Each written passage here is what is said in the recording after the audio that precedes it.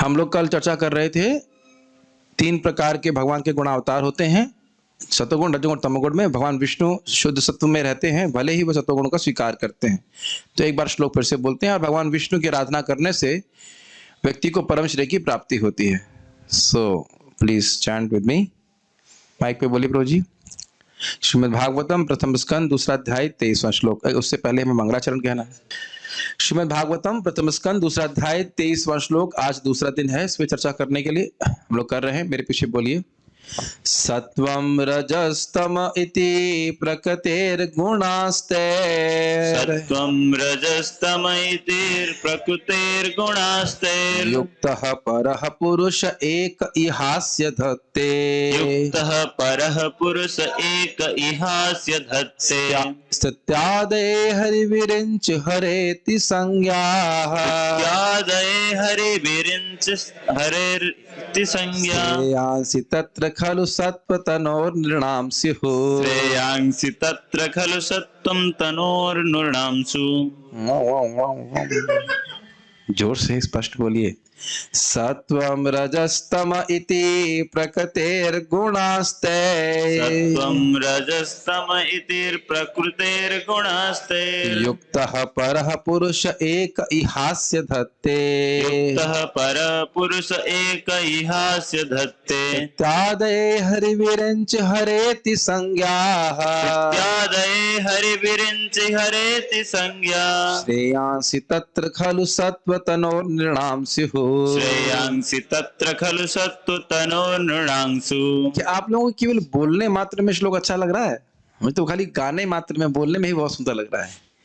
फिर से एक बार गाते हैं। सत्वं रजस्तम इति प्रकृतेर्गुणास्ते, सत्वं रजस्तम इति प्रकृतेर्गुणास्ते, युक्तः परः पुरुष एक इहास्य धत्ते, युक्तः परः पुरुष एक इहास्य धत्ते, इत्यादये हरिविरिञ्च हरेति संज्ञाः, इत्यादये हरिविरिञ्च हरेति संज्ञाः, श्रेयांसि तत्र खलु सत्त्वतनोर्नृणां स्युः, श्रेयांसि तत्र खलु सत्त्वतनोर्नृणांसु। राधेश्याम प्रभु हिंदी पढ़ लेते हैं आप? नहीं, ऐसा नहीं पढ़ते। ठीक है, सुनिए, कोई बात। फिर से मैं आपको श्लोक रिवाइज करा रहा हूँ। सत्व, आप इधर आके बैठो, ये लैपटॉप में पूरे से दिखाई पड़ेगा। आप दोनों लैपटॉप शेयर कर सकते हो ना पढ़ने के लिए? कृष्णा इधर आके बैठे इनके पास में। आपके पास तो फोन है ना? हाँ दोस्तों। सत्व रज तम इति प्रकृतिर्गुणास्ते, सतोगुण, रजोगुण, तमोगुण ये प्रकृति के तीन गुण हैं। तय उनसे युक्त, उनसे युक्त होकर परह पुरुष एक परह परम पुरुष भगवान श्री कृष्ण इह अस्य धत्ते, इस जगत को, अस्य इस जगत को की सृष्टि के लिए इन गुणों को स्वीकार करते हैं। क्या? स्थित आदय, स्थित आदय, स्थिति मतलब पालन, और आदि का मतलब हो गया सृष्टि, स्थिति और संहार के लिए गुणों को स्वीकार करते हैं। अर्थात अगर जगत की सृष्टि की आवश्यकता नहीं हो तो भगवान को इन गुणों को स्वीकार करने की आवश्यकता नहीं है। भगवान अपने धाम में नित्य विद्यमान रहते हैं, वो शुद्ध सत्वात्मक मूर्ति हैं, उनको कभी किसी गुणों का संपर्क करने की आवश्यकता नहीं होती है। लेकिन किस प्रकार से संपर्क करते हैं? तो कहते हैं हरि विरंची हर इति संज्ञा। उनको तीन नाम से जाना जाता है। भगवान विष्णु हनि हरि, विरिंच मतलब ब्रह्मा जी, और हर मतलब शिव जी। हरि किसको स्वीकार करते हैं? कौन से गुण को स्वीकार करते हैं? सतोगुण को। विरिंची यानी ब्रह्मा जी किसको स्वीकार करते हैं? रजोगुण को। और हर यानी शिव जी किसको स्वीकार करते हैं? तमोगुण को। लेकिन उसमें कह रहे हैं श्रेयांसी तत्र, उन तीनों में, तत्र वहां पे तीनों में, श्रेयांसी खलु सत्व तनोर नृणाम से, नृणाम मतलब इंसानों को परम श्रेय की प्राप्ति सत्व तनु यानी कि शुद्ध सत्व की मूर्ति भगवान विष्णु की पूजा करने से ही परम श्रेय की प्राप्ति होती है। तो यानी परम उपास्य कौन है? भगवान विष्णु, कृष्ण, नारायण, मुकुंद इत्यादि। ये बात अपने हाथ कल तो पढ़ी थी, मैं रिवाइज करा रहा हूं। अब हम लोग फिर पढ़ते हैं। यहाँ कहाँ तक थे हम लोग? बात यहाँ पे रुके थे, पेज नंबर 19 तक। हाँ, हम लोग ने बात ये करी थी कि भगवान पूरी तरह से सतोगुण के समीप रहते हैं, उससे प्रभावित नहीं होते, और वो बिल्कुल जगत से निरासक्त रहते हैं। लेकिन बात यहाँ पे हमने रोकी थी, अरे लेकिन भगवान तो अपने भक्तों का पालन करते हैं। भगवान तो देखे जाते हैं कि भगवान अपने भक्तों से आसक्त है कि नहीं? भक्त वत्सल कहलाते हैं। तो आप ये कैसे कह रहे हो भगवान सभी से निरासक्त हैं? तो भगवान का अपने भक्तों से जो आसक्ति है वह उनके शुद्ध सत्व की वृत्ति है। वह जब भगवान प्रेम करते हैं तो वह जो अपने भक्तों से प्रेम करते हैं, वह उनका दिव्य दिव्य स्थिति को वर्णन करता है। वो प्रकृति के गुणों की तरह आसक्त नहीं होते हैं। आज एक व्यक्ति मुझसे बोल रहे थे, मैं जिससे बात करता हूं मैं उससे आसक्त हो जाता हूं। अच्छा है कि बुरा? हमने कहा अच्छी बात है, तो भक्तों से बात करो भक्तों से बात करो। हम लोग तो रोज कितना 2 घंटा बात ही करने के लिए है ना यहाँ पे। भगवान के बारे में बात करो तो स्वाभाविक से बात है। एक्चुअली उनके संग नहीं है, वो किसी के संग भी है। जब भी हम किसी से गोहिया माकाती प्रचिति करते हैं तो प्रीति हो ही जाती है। कहने की कोई ऐसा नहीं कि मैं ही आसक्त होता हूँ या कोई और आसक्त होता है। जिससे भी आसक्त होंगे उससे बात करना अच्छा लगेगा ना, ये स्वाभाविक सी बात है। तो इसमें कोई नई बात नहीं है। लेकिन भगवान के भक्तों से बात करेंगे तो भगवान के भक्तों की जैसे जो बातें करते हैं वही बात करेंगे, तो हमको भगवान अच्छे लगने लग जाएंगे। यही बात है, ठीक है। तो खैर आप समझ रहे हैं ना, भगवान का प्रेम जो भगवान भक्तों के प्रति है वो क्या है? उनके शुद्ध सत्व का वृत्ति है, अंतरंगा शक्ति की वृत्ति है। उनका जो प्रेम है भक्तों के ऊपर वह भौतिक आसक्ति कारण नहीं है। यहाँ पे हम रुके थे ना बात, अब आगे पढ़ते हैं। ब्रह्मा जी जीव हैं, ठीक है। और हमने ये भी बात बताई थी, गुणावतार का अर्थ क्या है? जैसे अवतार, गुणावतार की दृष्टि से तीनों एक हैं, लेकिन भगवान विष्णु पूरी तरह दिव्य हैं, जबकि ब्रह्मा जी दिव्य नहीं है। अब इसका वर्णन होगा कि ब्रह्मा जी कौन है, शिव जी कौन है। कल कुछ प्रश्न भी आए थे, सदाशिव कौन है, सबका वर्णन हम करने का प्रयास करेंगे। ब्रह्मा जी जीव हैं क्योंकि वे हिरण्यगर्भ हैं, उनका नाम हिरण्यगर्भ के रूप में भी जाने जाते हैं। और उनका शरीर महतत्व से बना हुआ है। महतत्व मतलब प्रधान, जिसमें अव्यक्त अवस्था रहती है, जिसमें सत्वगुण रजगुण तमगुण बराबर अवस्था में रहते हैं, साम्य अवस्था में रहते हैं। उसमें जब भगवान की काल शक्ति का शुभ होता है तो वो सृष्टि शुरू होती है। तो उसके बाद महतत्व की सृष्टि होती है, जिसमें जीव होते हैं सारे, उनकी चेतना होती है, काल शक्ति रहती है और तीनों गुण होते हैं प्रकृति के। ग्रहण कर पा रहे हैं इस बात को, महतत्व और प्रधान में अंतर? तो महतत्व को सम टोटल इंटेलिजेंस कहा जाता है। पूरे विश्व की क्या कहते हैं? समष्टि शब्द है, समष्टि बुद्धि। और जैसे हम लोगों के शरीर में पृथ्वी है कि नहीं है, जल अग्नि वायु आकाश है ना, समझ रहे हैं ना। और हमारे शरीर के बाहर पृथ्वी जल वायु अग्नि आकाश है कि नहीं? तो हमारे शरीर में व्यष्टि रूप से है, इंडिविजुअल रूप से पृथ्वी है, और समष्टि रूप से, कलेक्टिव रूप से पूरे जगत में भी है। ये समझ रहे हैं? तो उसी प्रकार से बुद्धि तत्व भी समष्टि रूप में व्याप्त से कहते हैं महतत्व। और उस महतत्व से ब्रह्मा जी का मतलब बना है, शरीर बना है। ब्रह्मा जी कितने बुद्धिमान होंगे। सोचिए अगर हमारा पूरा शरीर ही बुद्धि से बना होता तो कल्पना कर सकते हैं आप। हाँ, पता नहीं हमारे शरीर का कितना भाग बुद्धि से बना है, किसी की बुद्धि कम किसी की ज्यादा होती नहीं पता, लेकिन कितने बुद्धिमान होंगे। और वो ब्रह्मा जी क्या कह रहे हैं? जानंत एव जानंतु किम बहुक्त्या न मे प्रभो मनसो वपुषो वाचो वैभवम तुम गोचरः। हे कृष्ण, जो लोग कहते हैं कि आपको जानते हैं वो ऐसा कह सकते हैं, मुझे कोई दिक्कत नहीं है, लेकिन जहां तक मेरी बात है, किनकी बात है? जिनका शरीर बुद्धि से ही बना है कितना अद्भुत है। तो कह रहे हैं कि मेरा जहां तक मेरी बात है, मैं मन से, वचन से, कर्मों से आपके वैभव को समझ नहीं सकता। ये स्थिति है। खैर हम बात कर रहे थे यहाँ पे कि ब्रह्मा जी जीव है, और कैसे जीव हैं? जो भगवान की भक्ति करके इतना उन्नत हो गए हैं। जो दो होते हैं, दो प्रकार के लोग, एक तो भक्ति करके ब्रह्मा बना, और एक होता है वर्णाश्रम धर्म का 100 जन्म तक ठीक ठीक पालन किया तो वो भी ब्रह्मा बन सकता है। तो हो सकता है कि ब्रह्मा भक्त ना हो लेकिन बहुत पुण्यात्मा जीव हो। लेकिन कहने का अर्थ ये है कि जो बहुत योग्य व्यक्ति होता है उसको ब्रह्मा का पद दिया जाता है। कहीं आप लोग ब्रह्मा तो नहीं बनना चाहते ना? ठीक है, गुड बॉयज, बहुत टेंशन है। ब्रह्मा जी जीव हैं, लेकिन यानी ब्रह्मा जी भगवान नहीं है, लेकिन किसी किसी अवस्था में, बहुत ध्यान पूर्वक सुनिए, मैं सही बोल रहा हूं, गलत न समझना उसको, ये बड़ी दिक्कत हो जाती है। जब किसी ब्रह्मांड में कोई भी जीव ब्रह्मा बनने के योग्य नहीं होता तो भगवान स्वयं ही ब्रह्मा बन जाते हैं किसी किसी विशेष परिस्थिति में। हमारे ब्रह्मा जी नारायण नहीं है, हमारे ब्रह्मा जी जीव हैं। आप क्या जानते हो? आप उनके बाप हो? नहीं परंपरा में, शास्त्र में सुने हैं, इस बात को हम समझ रहे हैं। ये प्रश्न स्वयं ब्रह्मा जी से, हमारे ब्रह्मा जी से उनके बेटे नारद जी ने कहा कि क्या भगवान हो? कहते ना, मैं भगवान नहीं हूं। कि देखिए, अरे ब्रह्मा जी तो तपस्या कर रहे हैं, जो व्यक्ति भगवान है वो तपस्या कैसे कर सकता है? तपस्या करने की क्या जरूरत है? समझ रहे हैं? तो हमारे ब्रह्मा जी जीव नहीं है, लेकिन उनकी बुद्धि भगवान के समान ही है सृष्टि आदि के मामले में। तो भगवान उनको शक्ति प्रदान करते हैं। तो जीव हैं, लेकिन वो शक्ति आवेश अवतार है, उनको शक्ति प्रदान की गई है सृजन करने की। इसके बारे में भी पढ़ने वाले हैं। तो ब्रह्मा जी कौन है? तत्व की दृष्टि से जीव है, ठीक। और उनका शरीर महातत्व से बना हुआ होता है, उसकी व्याख्या मैंने कर दी। पर ब्रह्म यानी भगवान श्री कृष्ण, आप पांव इतना मत हिलाइए।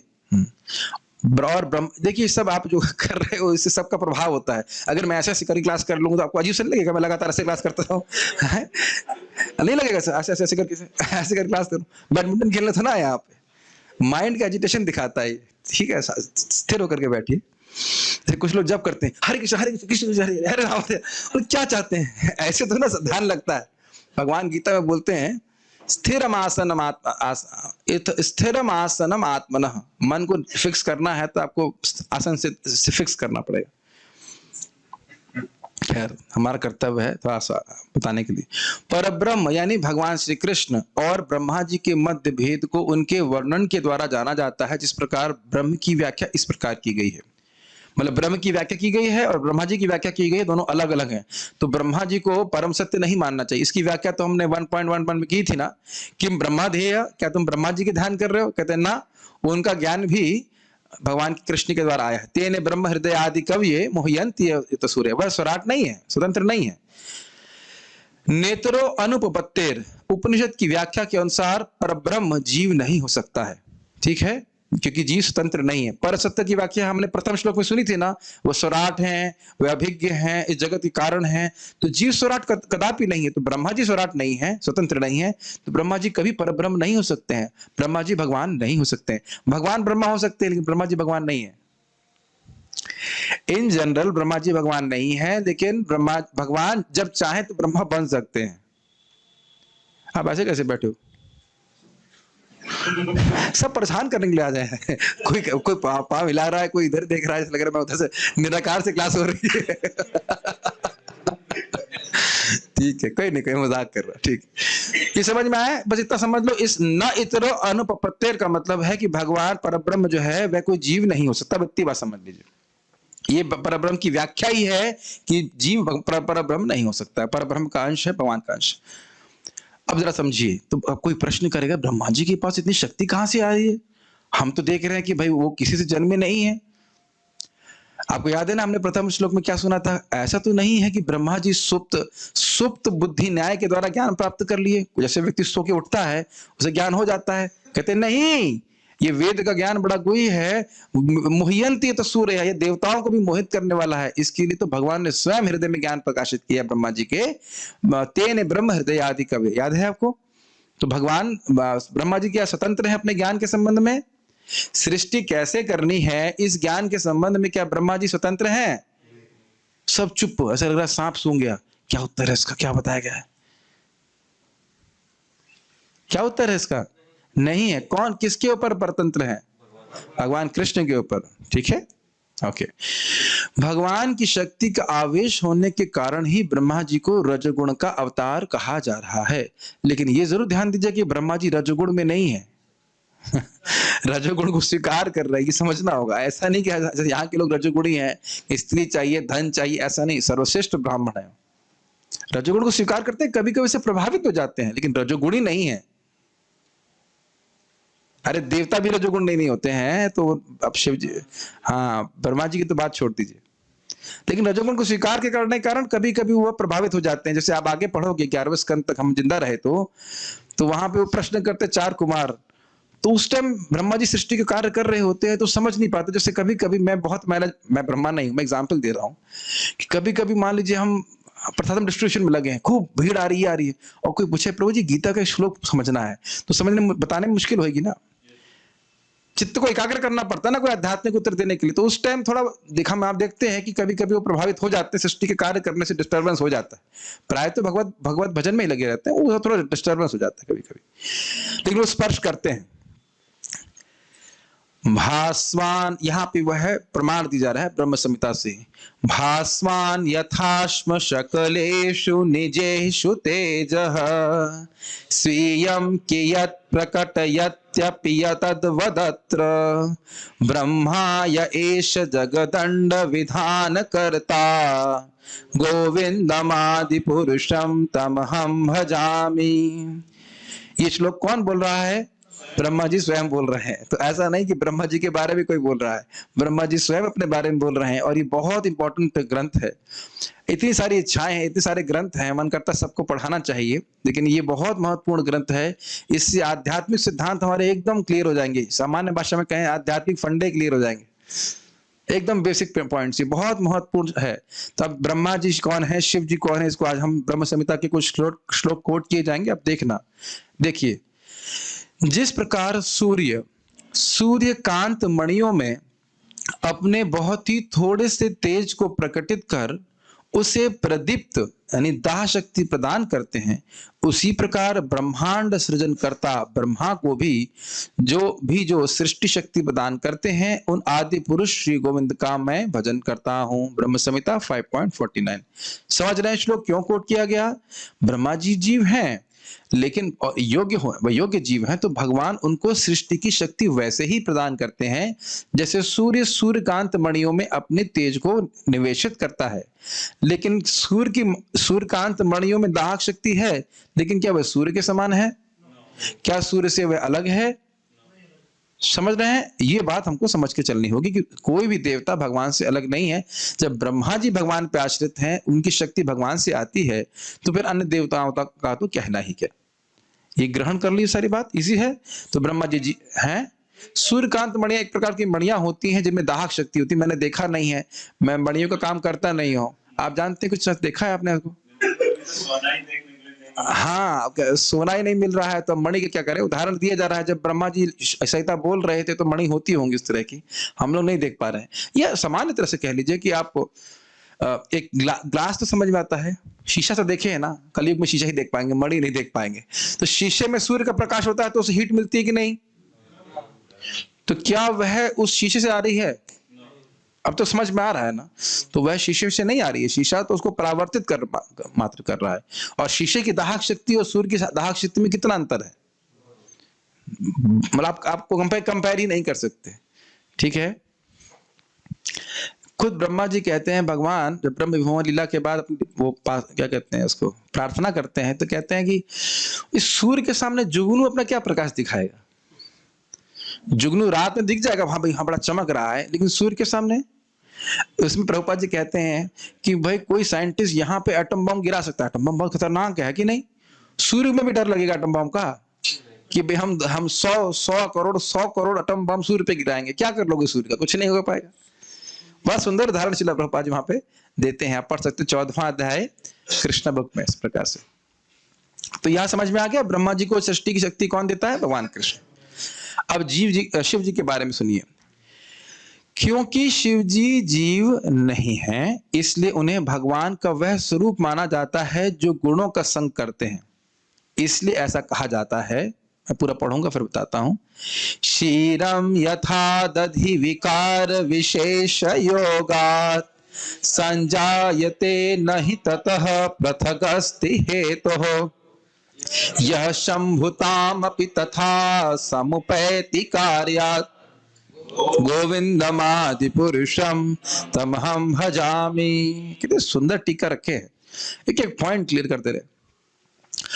दुग्ध मतलब दूध, जिस प्रकार विकार विशेष के यानी अम्ल के योग से एसिड डालते हैं अगर उसमें हल्का सा, दही बन जाता है, दही बन जाता है, तथापि वह दही अपने कारण रूप दूध से पृथक स्वतंत्र पदार्थ नहीं होता। वैसे ही जो कार्य वशतः शंभुता को प्राप्त होते हैं, उन आदि पुरुष श्री गोविंद का मैं भजन करता हूं। ब्रह्म संहिता 5.45। तो ये समझना होगा कि शिव जी जीव नहीं है। क्या कोई जीव ब्रह्मा बन सकता है?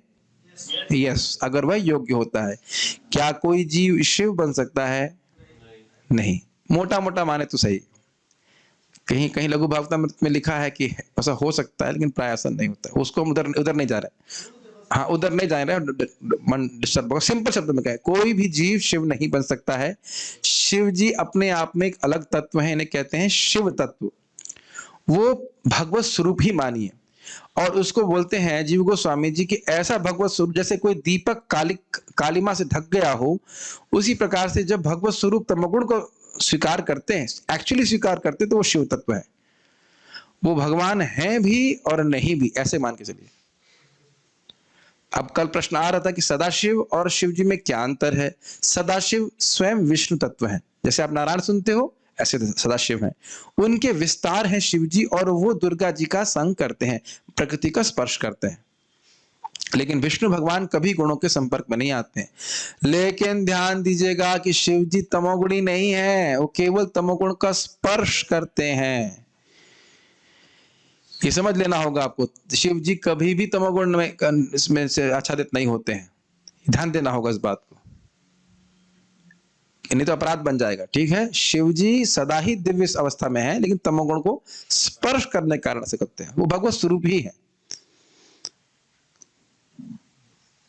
ठीक है,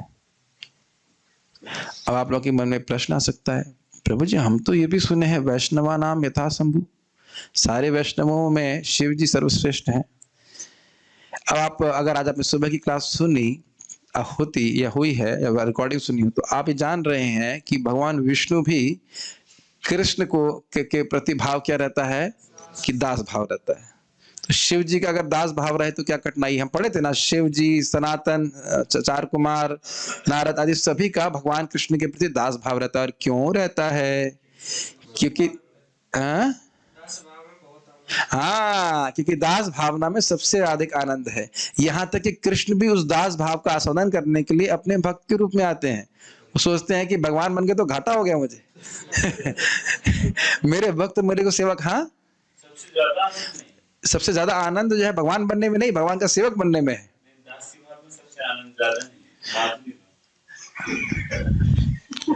आज की रिकॉर्डिंग सुन लीजिएगा, नहीं तो आप आदि लीला चैप्टर नंबर 6 पढ़ लीजिएगा। कृष्ण प्रेम का यही स्वभाव है कि माधुर्य भाव के भक्त भी यही मानते हैं कि हम कृष्ण के दास हैं। गलत तो नहीं बोल रहे हैं ना? हाँ, आप कृपया जाकर पहले पढ़ लीजिएगा, पहले पढ़ के आइए फिर। वहां बात ये हो रही थी, चाहे कोई माधुर्य का हो, प्रकट था ना, चाहे माधुर्य का हो, चाहे दास भाव का हो, चाहे वात्सल्य का हो, चाहे साक्य का हो, वह सभी कृष्ण को से आपको भले ऊपर है वो, लेकिन वह कृष्ण के प्रति ही मानते कि मैं उनका दास हूं। दासी अभिमान, दास अभिमान की बात हो रही थी, दास अभिमान की बात हो रही। दास अभिमान के द्वारा ही व्यक्ति भगवान की भक्ति के सुख की प्राप्ति करते। आप देखिए, आप पहले पढ़ के आइए, पहले पढ़ करके आइए, आप पढ़िएगा तो इसलिए अगर भगवान शिव जी शिव तत्व होते हुए भी अगर अपने को विष्णु का दास माने तो क्या दिक्कत है? आनंद सबको चाहिए ना। शिव जी छोड़ के बैठेंगे आनंद? आनंद सबको चाहिए, सेवा भावना कृष्ण के प्रति। कुछ ऐसी व्याख्या करते हैं कि ब्रह्मा जी और शिव जी में शिव ईश्वर हैं, और कुछ कहते हैं कि वे गुणों का संयोग करते हैं। तो वैसे दोनों ही बात सही है, शिव जी ईश्वर हैं। केशव में का मतलब ब्रह्मा, ईश मतलब शिव जी, ईश शब्द से ब्रह्मा जी शिव जी के लिए आता है। वे इस प्रकार से व्याख्या करते हैं। यह समझना होगा कि योग का अर्थ है नियामक संबंध, संयोग संबंध एवं सामीप्य संबंध। समझ में आया? मतलब भगवान विष्णु का संबंध इस प्रकृति गुणों से कैसे है? नियामक संबंध, कंट्रोलर के रूप में, और सामीप्य संबंध, पास में है गुण के। लेकिन शिव जी और ब्रह्मा जी का संयोग संबंध है, वो वाकई जुड़ते हैं। ग्रहण कर पा रहे हैं या कठिन हो रहा है? भगवान विष्णु का गुणों से कैसा संबंध है? नियामक संबंध और सामीप्य संबंध। और ब्रह्मा जी और शिव जी का क्या है? संयोग संबंध। ठीक है, वे पुरुष जो नियामक संबंध से गुणों से संबंधित हैं वे निर्गुण हैं, और वे सर्वदा अपने स्वरूप में स्थित रहते हैं। परंतु ब्रह्मा जी एवं शिव जी गुणों के संयोग से सगुण कहलाते हैं। स्पष्ट समझ में आया? भगवान विष्णु गुणों के नियामक हैं कि नहीं? कंट्रोलर हैं, कोई दिक्कत नहीं है, गुणों का उपयोग करते हैं, लेकिन गुणों का स्पर्श नहीं करते, तो नियामक संबंध है उनका। और ब्रह्मा जी शिव जी गुणों का संपर्क करते, इसलिए सगुण है। तो भगवान विष्णु पूरी तरह से निर्गुण है, लेकिन सगुण मतलब गुणों के साथ उनका संयोग होता है, स्पर्श होता है, उससे कुछ कुछ प्रभावित हो जाते हैं कभी कभी। नोट, शील रूप गोस्वामी लघु भागवतामृत में यह वर्णन करते हैं कि शिव जी वस्तुतः तमोगुण का संग नहीं करते, अपितु ऐसा करते हुए प्रतीत होते हैं। तो इसलिए बोला जाता है कि वह, नहीं तो फिर आप ये कैसे कहोगे कि वो महाभागवत है? महाभागवत है तो दिव्य स्तर पे होने चाहिए, तो ऐसा प्रतीत होता है कि वह तमोगुण का संग कर रहे हैं। तो एक एक पॉइंट हमें बहुत सूक्ष्मता से समझना होगा। भगवान सत्वगुण के सामीप्य संबंध के कारण निर्गुण ही रहते हैं और अपने स्वरूप में स्थित रहते हैं। ये समझ में आया? ये बताया था ना चुंबक वाला एग्जाम्पल। अब आप ऐसे देख लो, चुंबक और कील, चुंबक और कील में नियामक का संबंध है। चुंबक कीलों को, the magnet can control the nails, do you agree? There is relationship of controller. तो चुंबक कीलों को नियंत्रित करता है, ये संबंध क्लियर है। और जरूरी नहीं है कि चुंबक को कीलों को से स्पर्श करना पड़े, दूर से कंट्रोल करता है कि नहीं। तो वो दोनों बात हो गई, सामीप्य संबंध और नियामक संबंध। तो भगवान विष्णु कभी भी गुणों के संपर्क में नहीं आते।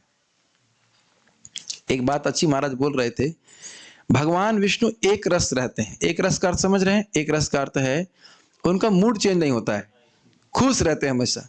ये नहीं कि अरे कोई आ गया, अरे कोई बोले नहीं नहीं अभी लक्ष्मी जी से झगड़ा हो गया, उनका भी तुम्हारी बात नहीं सुनेंगे। क्या ब्रह्मा जी एक रस रहते हैं?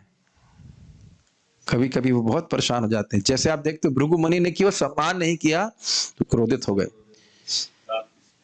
ना, पता नहीं दांत तो पीछे के नहीं पीछे, लेकिन आंखों में क्रोध आ गया। एक रस नहीं रहे ना। एक रस वही व्यक्ति रह सकता है जिसकी किसी वस्तु की अपेक्षा नहीं हो। भगवान ही ऐसे व्यक्ति हैं जिन्हें किसी भी वस्तु की अपेक्षा इस जगत से नहीं है। बड़ा अद्भुत बात है, बड़ी अद्भुत बात है।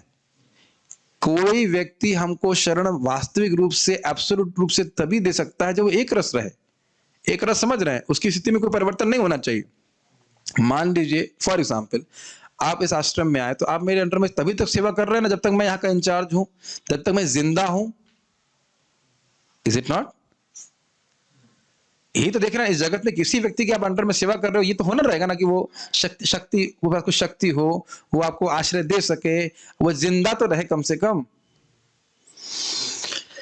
नहीं होता है। तो भगवान विष्णु और अच्छा उसका आपके प्रति भाव भी एक रस होना चाहिए।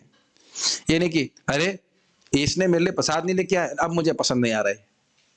तो आप देख सकते हैं भगवान विष्णु को, भगवान कृष्ण को हमने कब से नेग्लेक्ट किया हुआ, अनादिकाल से, लेकिन भगवान दया दिखाने में नहीं चूक रहे है ना। एक रस यहाँ देखिए ना, कुछ व्यक्ति थोड़ा सा मतलब मुंह मोड़ लेता है, हम भाई शक्ल भी नहीं देखना चाहते, ऐसे बोलते हैं। हम ही लोग बोलते हैं, दूसरों की बात छोड़ दीजिए। हम लोग तो एक रस नहीं ना। हर दिन हम लोग देखिए कितने रस परिवर्तन करते रहते हैं। हम किसी को क्या आश्रय दे पाएंगे? आश्रय कौन दे सकता है? केवल भगवान श्री कृष्ण, भगवान विष्णु कृष्ण दे सकते हैं। इसलिए ऐसा कहा गया है, ये समझ में आ रहा संबंध वाला एग्जाम्पल? इसलिए ऐसा कहा गया है, योगो नियामकतया गुणैः संबंध उच्यते अतः स तैर्न युज्यते तत्र स्वांशः परस्य। ये लघु भागवतामृत का श्लोक है। योग शब्द यहाँ गुणों के नियामक के अर्थ में है। ये जो टीका है यह भी इसी श्लोक की टीका है। लघु भागवतामृत में यही 1.2.23 कोट किया गया और फिर इसकी व्याख्या कर रहे हैं कि जो यहाँ पे युक्त शब्द आया था इस श्लोक में, युक्तः परः पुरुष, तो युक्त मतलब योग, तो कह रहे हैं योग शब्द यहाँ गुणों के नियामक के अर्थ में है। नियामक संबंध है भगवान विष्णु का। भगवान के 3 गुण अवतारों में भगवान श्री कृष्ण के स्वांश विष्णु कदापि गुणों के द्वारा स्पृष्ट नहीं होते। वह तो गुणों के नियामक मात्र हैं और उनके समीपवर्ती रहते हैं, पास रहते हैं, लेकिन गुण उनको स्पर्श नहीं कर पाते। अच्छा, पास रहते हैं इसका अर्थ में सोचिएगा कि वो भौतिक जगत के बाहर रहते हैं। भौतिक जगत के अंदर रहते हुए भी वह बस पास ही रहते हैं। क्या बोल रहे हैं? जो व्यक्ति कण-कण में समाया हुआ है वह भी गुणों का स्पर्श नहीं कर सकता, कर सकता नहीं, करता है। अगर मैं बोल रहा हूं कि मैं समीप हूं तो लगेगा वो कोई वस्तु दूर है। जैसे मैं इस करताल के समीप हूं तो करताल मुझसे दूर है, लेकिन भगवान विष्णु जगत में प्रवेश करते हुए भी केवल समीपवर्ती हैं, गुणों को स्पर्श नहीं करते हैं। समझ में नहीं आ रहा ना? आ रहा समझ में? मुझे तो नहीं समझ में आ रहा, मैं तो खाली बोल रहा हूं इस बात को। कितना अचिंत्य है ना, पानी में प्रवेश कर रहे कोई व्यक्ति और भीगे नहीं। ये भगवान की अचिंत्य शक्ति है। पूरे जगत में प्रवेश कर रहे हैं, हम लोग भी जगत में प्रवेश कर रहे हैं कि नहीं? Is it not? लेकिन हम लोग गुणों से प्रभावित हो जाते हैं, हम भीग जाते हैं। भीग के जाते हैं, रसगुल्ले की तरह एकदम ड्रेंच हो जाते हैं, है कि नहीं, गुणों से। चाह रहे गुण छोड़ दे, रजोगुण तमोगुण, लेकिन छूट नहीं रहा है ना। लेकिन भगवान इस जगत में प्रवेश करके भी निर्लिप्त रहते हैं, ये बहुत अद्भुत बात है। इसको भगवान नहीं, पद्म पत्र नहीं, ये तो पद्म पत्र बात बोलते हैं जीव के लिए। भगवान अपने लिए बोलते हैं यथाकाश स्थितो नित्यम वायु सर्वत्र गो महान तथा सर्वाणि भूतानि मस्थानि पुतार्य। जिस प्रकार से आकाश में महान वायु रहती है, लेकिन आकाश वायु से लिप्त नहीं होता। वायु में कहीं धूल दूसरी कुछ भी धूल आती है, कुछ भी कंकड़ आता है, उससे आकाश लिप्त नहीं होता है। उसी प्रकार से सारी जीव जंतु जितने भी कुछ है वो मुझ में है, लेकिन मैं उनमें आसक्त नहीं हूं। भगवत गीता। अब आप देख रहे होंगे कि भगवत गीता समझने से, श्रीमद् भागवतम को श्रवण करने में कितनी सुविधा होती है। इसीलिए प्रभुपाद कह रहे पहले भगवत गीता पढ़ना चाहिए। तो आप कहेंगे प्रभु जी आपने पढ़ाई नहीं। हम पढ़ा चुके हैं, 1.5 साल पढ़ाई भगवत गीता हमने। आप जो पढ़ना चाहते हैं उसको रिकॉर्डिंग सुनना पड़ेगा। तात्पर्य प्रभुपाद जी का, पहले जैसा यह कहा गया है कि भगवान श्री कृष्ण की भक्ति उनके पूर्ण अंशों के रूप में की जाए, उसकी पुष्टि इस कथन द्वारा होती है। यानी कि भक्ति, शुद्ध भक्ति अगर हम बात करें तो उसकी व्याख्या में आप सुनते हो ना, आनुकूल्येन कृष्णानुशीलनम। तो कृष्ण शब्द जो आता है वह कृष्ण मतलब है स्वयं रूप कृष्ण, और कृष्ण के जो भी विस्तार हैं वो, और कृष्ण से संबंधित तदीय वस्तु, गुरु, वैष्णव, धाम, तुलसी, गंगा, सब शास्त्र, इन सब की सेवा मन से, वचन से और कर्म से। तो यह नहीं सोचना चाहिए, मैंने एक व्यक्ति की क्लास में सुन लिया था, मैं उसमें ये बात तो हजम नहीं हुई। वो बोले कि कृष्ण के भक्त होते हैं दिव्य और भगवान विष्णु के भक्त होते हैं सतोगुण में। क्या ये सही है? नहीं, ये गलत बात है। भगवान विष्णु भी दिव्य हैं और कृष्ण भी दिव्य हैं, केवल रस का भेद है वही व्यक्ति। तो जो भगवान विष्णु की उपासना कर रहा है अन्याभिलाषिता शून्यम इत्यादि श्लोक से, वह भी दिव्य स्थिति पे है। ऐसे सब सोच रहे हैं क्या? कोई डाउट है? कोई मत्स्य अवतार का भक्त है तो क्या वो सतोगुण में है? वह भी दिव्य गुण पे है। जो भी व्यक्ति शुद्ध भक्ति का अनुशीलन कर रहा है वह दिव्य अवस्था में रहता है।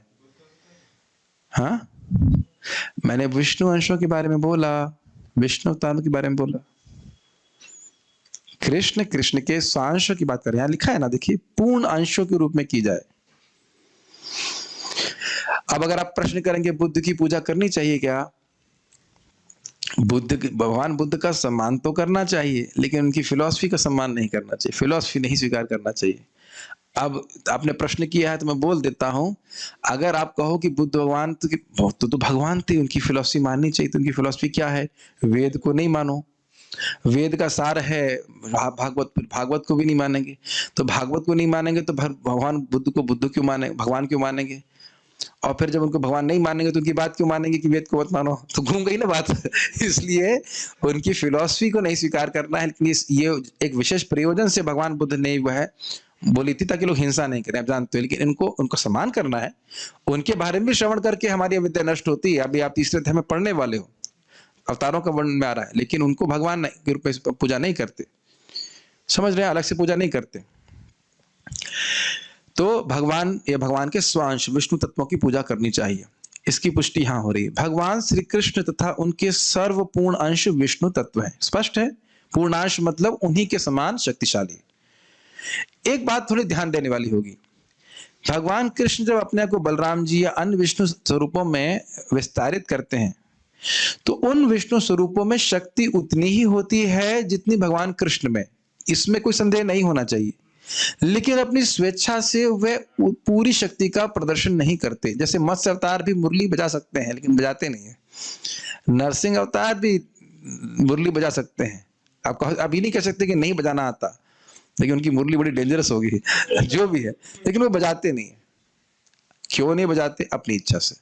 ये आप हम लोग पहले भी चर्चा कर चुके हैं। फिर जब आएगा 1.3.28 तो लघु भागवतम से हम कोटेशन दे करके समझाएंगे आपको। नरसिंह भगवान में और भगवान श्री कृष्ण भगवान में अगर रेसलिंग हो तो कौन जीतेगा? ऐसे अजीब सा प्रश्न कर रहा हूँ, रेसलिंग नहीं कर सकते हो, कहने का अर्थ दोनों ही बराबर शक्तिशाली है। ये तो बहुत अजीब सा बात हुई। भगवान कृष्ण और नरसिंह देखो रेसलिंग नहीं करने वाले, अपने से कौन रेसलिंग करेगा? वेल अपने से रेसलिंग कर सकते हैं, कृष्ण और बलराम रेसलिंग करते हैं तो कभी कृष्ण जीतते हैं, कभी बलराम जीतते हैं, है ना। तो कृष्ण और बलराम में शक्ति में कौन अधिक शक्तिशाली? दोनों बराबर शक्तिशाली हैं, लेकिन बलराम जी सेवक के भाव में रहते हैं और बलराम जी जानबूझ करके, और जितने भी विष्णु तत्व हैं वो जानबूझ करके उतने माधुर्य, उतने ऐश्वर्य का प्रदर्शन नहीं करते अपनी इच्छा से जितना भगवान कृष्ण करते हैं। ये थोड़ा समझ पा रहे हैं?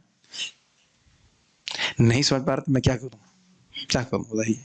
ऐसे रखा गया शास्त्र में, समझना होगा उसको। जब भगवान शक्ति आवेश अवतार करते हैं, जैसे कि मान लीजिए ब्रह्मा जी में शक्ति का आवेश किया, तो जितना प्रयोजन है उतनी ही शक्ति उनमें आवेशित होती है, और वह उस शक्ति से अधिक उससे अधिक ब्रह्मा जी शक्ति प्रदर्शित नहीं कर सकते हैं। ठीक है, क्या इतना समझ में नहीं आ रहा है? इतना इजी बात है। लेकिन विष्णु भगवान असीमित रूप से शक्तिशाली हैं, लेकिन वह एक विशेष परिस्थिति के अनुसार ही शक्ति का प्रदर्शन करते हैं। जैसे मत्स्य अवतार असीमित रूप से शक्तिशाली हैं, लेकिन जो लीला करने आए बस उतनी मात्रा में ही वह शक्ति का प्रदर्शन करते हैं, अपनी स्वेच्छा से करते हैं। ऐसा वहां पे पढ़ाऊंगा तो फिर समझ लेना, लेकिन एक एक बात तो थोड़ा ग्रहण कर लेना चाहिए आप में। हाँ, इसीलिए उनको पूर्ण अंश कहा जाता है, मतलब भगवान विष्णु कृष्ण के ही समान शक्तिशाली हैं। श्री कृष्ण के बाद अगला प्राकट्य बलदेव का होता है। बलदेव जी मतलब बलराम जी। बलदेव के बाद संकर्षण, संकर्षण के बाद नारायण, और नारायण से दूसरे संकर्षण, तब इन संकर्षण से विष्णु पुरुष अवतार का प्राकट्य होता है। आज सुबह सुन रहे थे इस बात को, लेकिन भाइयों ये मत सुनिएगा, सोचिएगा कि पहले कृष्ण थे, फिर बलराम जी आए, फिर बलराम जी से चतुर्व्यूह आए। तो आप प्रश्न करोगे कब आए? बलराम जी का बर्थडे कब है? बलराम पूर्णिमा है लेकिन ऐसा नहीं सोचना चाहिए कि बलराम जी भी किसी समय प्रकट हुए। ये दोनों ही बात सत्य हैं। बलराम जी भगवान कृष्ण के विस्तार हैं और बलराम जी भगवान कृष्ण के संग शाश्वत हैं। दोनों कैसे समझें? शास्त्र से। दोनों बात सत्य हैं। हाँ, जो संकर्षण, प्रद्युम्न, अनिरुद्ध और क्या है वासुदेव, संकर्षण, अनिरुद्ध और प्रद्युम्न, ये चार विष्णु तत्व हैं। ये बलराम जी से आते हैं। इसको यहाँ पे हम शॉर्ट में डिस्कस कर रहे हैं, डिटेल में मैं आपको 1.3.28 में ही समझाऊंगा। पूरा जितना मेरे पास शक्ति है समझाने का प्रयास करेंगे। विष्णु अथवा सत्व गुण के विग्रह इस भौतिक जगत के पुरुष अवतार हैं और शिरोदकशाई विष्णु या परमात्मा नाम से जाने जाते हैं। तो स्पष्ट समझते हैं, तीन पुरुष हैं। क्या नाम है उनके?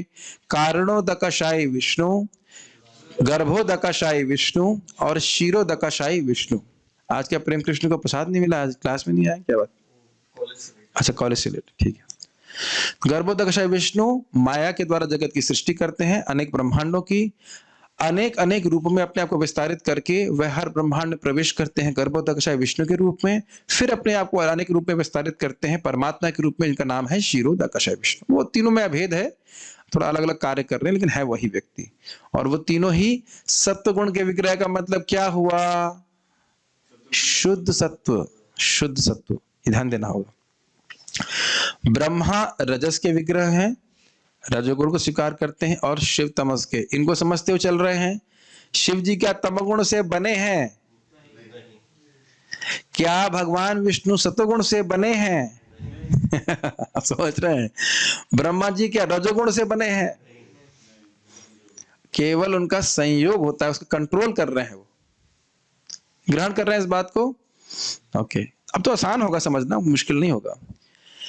यह तीनों इस भौतिक जगत के तीनों गुणों के विभागा अध्यक्ष हैं। आपको याद है कल मैंने बताया था, 3 मैनेजर हैं, मैं भी मैनेजर हूं, पार्थ कृष्ण प्रभु मैनेजर हैं, और कौन सा मैनेजर था? कर्णामित प्रभु मैनेजर हैं, लेकिन 3 लोग अलग अलग डिपार्टमेंट को मैनेज कर रहे हैं। मैं तमोगुण को मैनेज करता हूँ, रिपेयर एंड मेंटेनेंस, तोड़ो फोड़ो, ठीक है। कर्णामित प्रभु रजोगुण को मैनेज कर रहे हैं, क्रिएशन, बनाओ, ये बनाओ, वो बनाओ, इडली सांभर डोसा बनाओ, है कि नहीं। और पार्थ प्रभु गैयों की सेवा कर रहे हैं, सतोगुण की, सतोगुण के मैनेजर। लेकिन तीनों मैनेजर तो है ना, ठीक है। विष्णु के सत्व गुण से इस सृष्टि का प्राकट्य संभव होता है, और जब इसे विनष्ट करना होता है तो शिव जी अपने तांडव नेत्र से इसे नष्ट कर देते हैं। तो वो स्पष्ट है। भौतिकतावादी तथा मूर्ख मनुष्य क्रमशः ब्रह्मा तथा शिव की पूजा करते हैं। क्यों? क्योंकि वो सोचते हैं कि ये भगवान है, देवादि देव महादेव। सत्य बात है, सत्य बात है, कोई दिक्कत नहीं है। देवताओं के भी देवता हैं शिव जी, लेकिन उनके भी देवता हैं भगवान कृष्ण। शिव विरंचिनुतम शरण्यम, शिव जी और ब्रह्मा जी भी भगवान कृष्ण के चरणों की वंदना करते हैं, उनको प्रणाम करते हैं।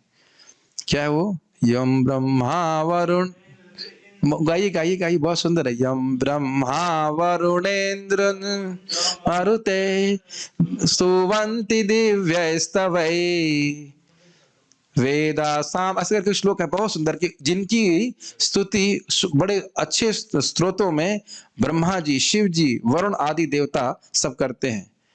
बहुत सुंदर, वो श्लोक याद करना चाहिए, बहुत सुंदर श्लोक है वो, भागवत का ही है लेकिन याद नहीं आ रहा मेरे को। एक मिनट, क्या कौन सा श्लोक बता रहे हैं आप? 12, 13, 1, बहुत सुंदर। सूत उवाच यम ब्रह्मा वरुणेन्द्र रुद्र मरुतः स्तुवन्ति दिव्यैस्तवैर् वेदैः साङ्गपदक्रमोपनिषदैर् गायन्ति यं सामगाः ध्यानावस्थित तद्गतेन मनसा पश्यन्ति यं योगिनः यस्यान्तः न विदुः सुरासुरगण देवाय तस्मै नमः। कितना सुंदर है गाने के लिए। जिनकी दिव्य स्तुतियों में स्तुति करते हैं ब्रह्मा जी, वरुण, इंद्र, रुद्र और मरुत इत्यादि। वेद अपने अंगों के संग, पदों के पदक्रम के संग, उपनिषद और साम वेद इत्यादि सब उनका गायन करते हैं।